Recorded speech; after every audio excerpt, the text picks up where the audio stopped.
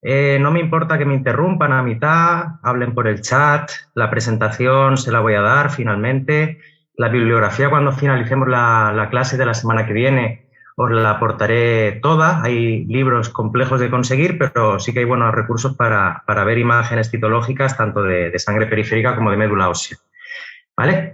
Entonces, bueno, el curso, como saben, lo vamos a llevar a cabo mediante casos clínicos, que me parece la mejor forma de interiorizar la citomorfología. ¿Vale? Bueno, pues sin más comenzamos con un caso clínico. Un paciente de 25 años sin antecedentes de interés, que en una analítica de rutina en su centro de salud, pues tan solo destaca una hipercolesterolemia leve, 232, con un hemograma y el resto de la bioquímica normal. Solicitan un frotis de sangre periférica en la petición y aquí vemos las células. ¿Vale? El puntero lo pueden ver. ¿Pueden ver el puntero, verdad? ¿Compañeros? Sí se ve. Perfecto. Sí se ve. ¿De acuerdo? Bueno, pues aquí lo que vemos es una célula que se llama neutrófilo encallado, una célula completamente normal. Ahora después nos detendremos en las peculiaridades morfológicas de cada una. Aquí a su derecha vemos un linfocito normal.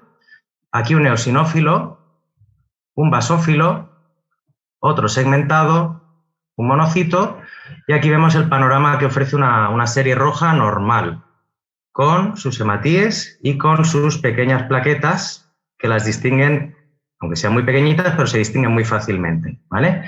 Bueno, el diagnóstico que podemos ofrecer con esto, evidentemente, es un frotis sin alteraciones a destacar.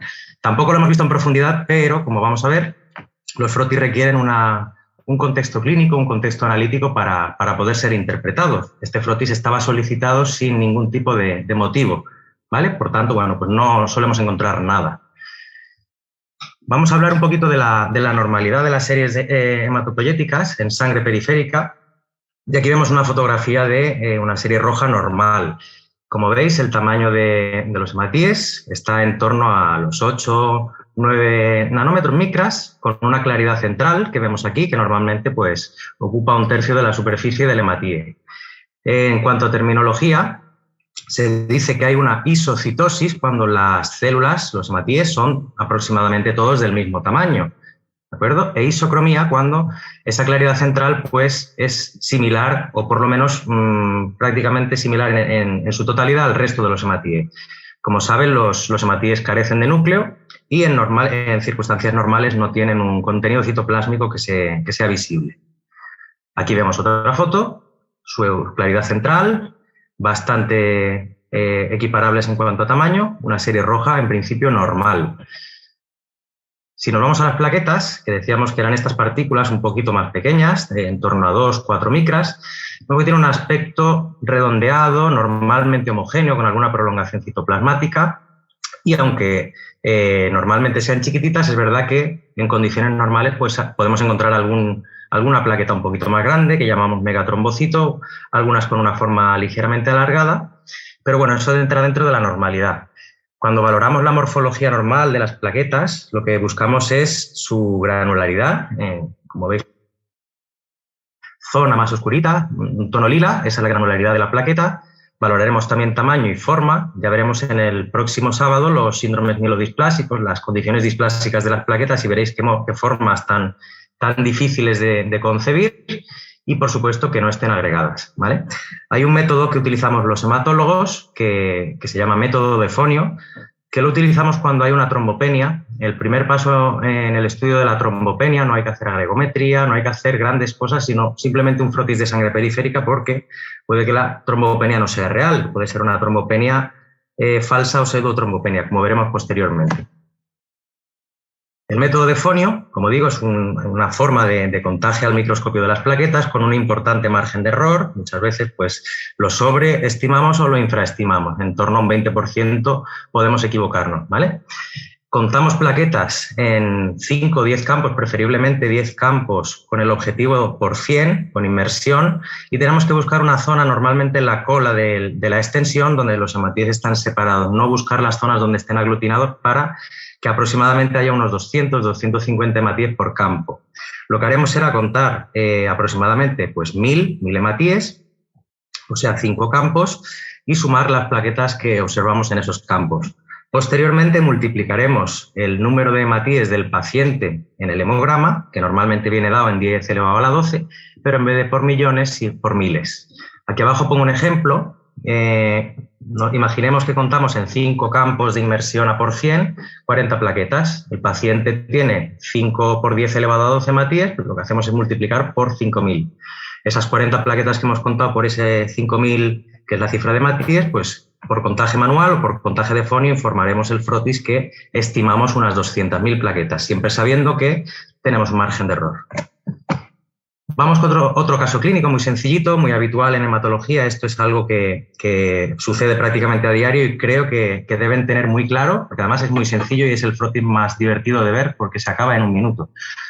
Imaginen que nos solicitan un frotis de sangre por una trombopenia en un hemograma, un hallazgo casual. Normalmente hay alarmas de laboratorio que con cierto número de plaquetas te avisan, ¿vale? Y muchas veces hacen el frotis y el paciente previamente tenía un hemograma normal. Veamos el frotis.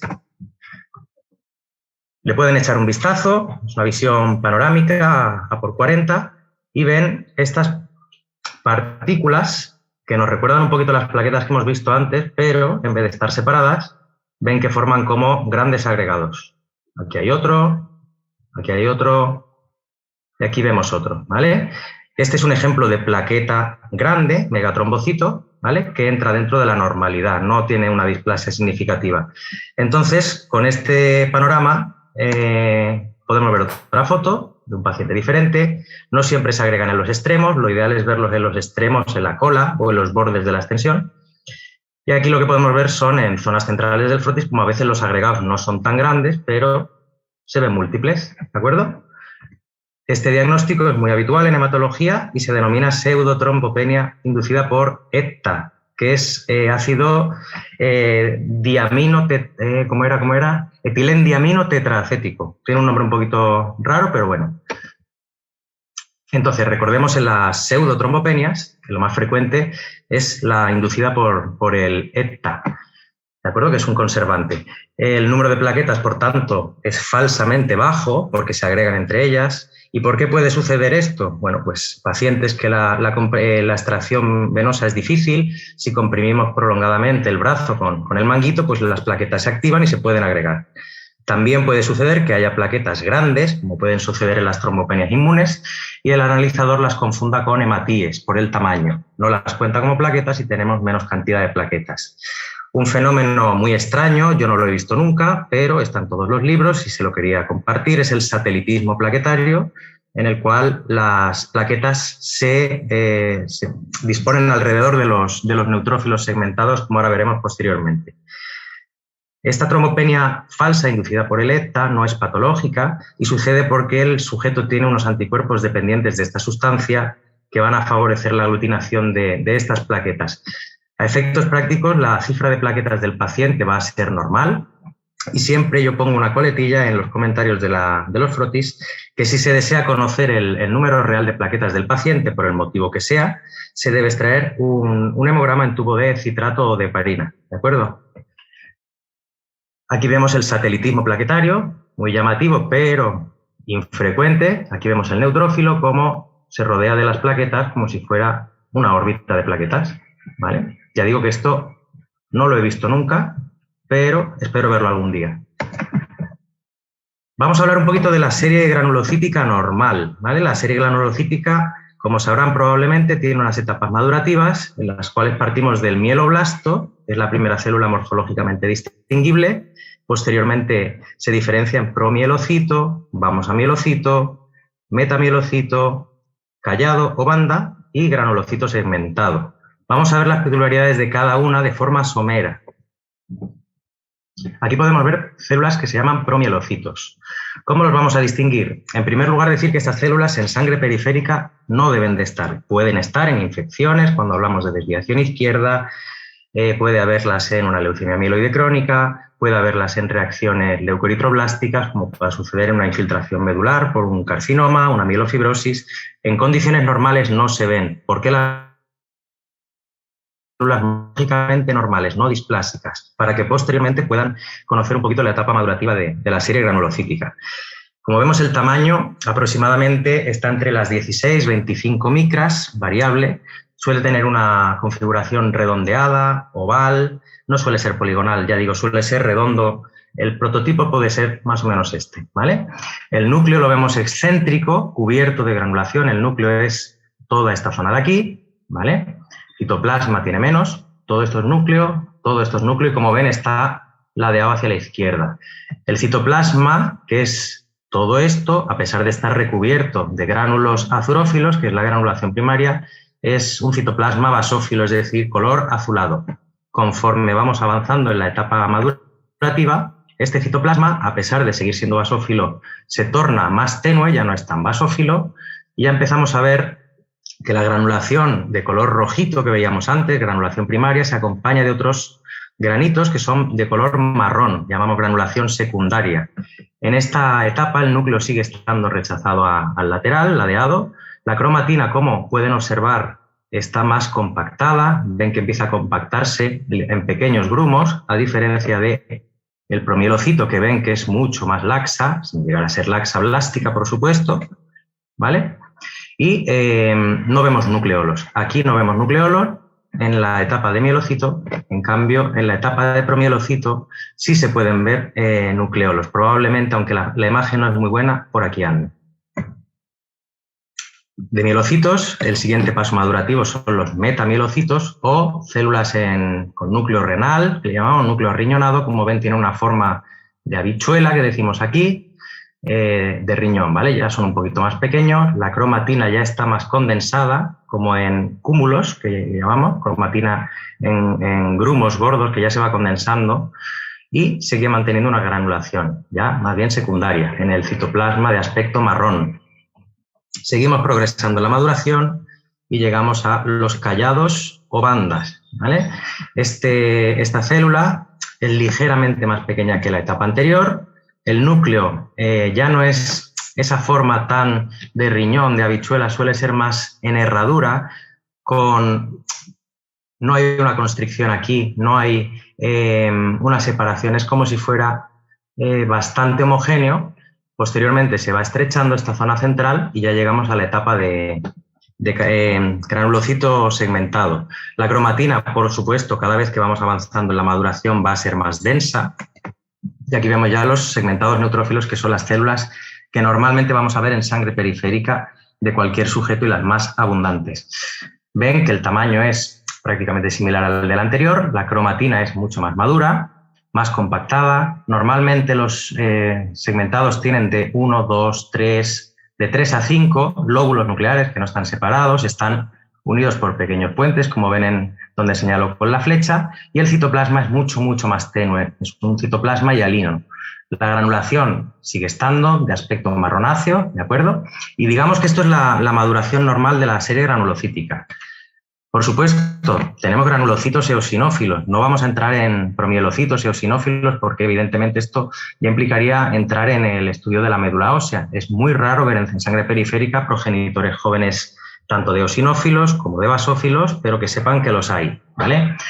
El eosinófilo tiene una característica, son prácticamente los primeros que se pueden reconocer cuando una persona no entrenada ve un frotis, porque son muy llamativos, tienen este núcleo en aspecto de gafa, suelen tener 2 lóbulos y la granulación que tienen en el citoplasma es abundante, rojiza, anaranjada, la vemos como se llama acidófila, pero es bastante fácil de distinguir este tipo de célula, ¿de acuerdo?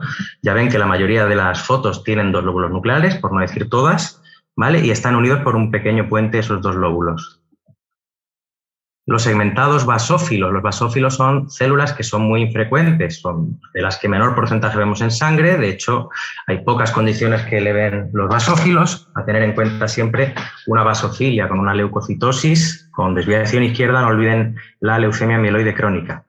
Esta célula tiene gránulos muy densos, como ven, gránulos gordos de aspecto basófilo oscuro, tirando azul negroide, violeta oscuro podríamos decir, y como ven, cubren el núcleo, es decir, están tanto en el citoplasma como cubriendo el núcleo, ¿vale? Normalmente, aunque no se vea bien, porque ya digo que la granulación cubre el núcleo, se aprecian 2, 3 lóbulos nucleares, ¿de acuerdo? La cromatina en este tipo de granulocitos, esta etapa madurativa siempre la vamos a tener condensada.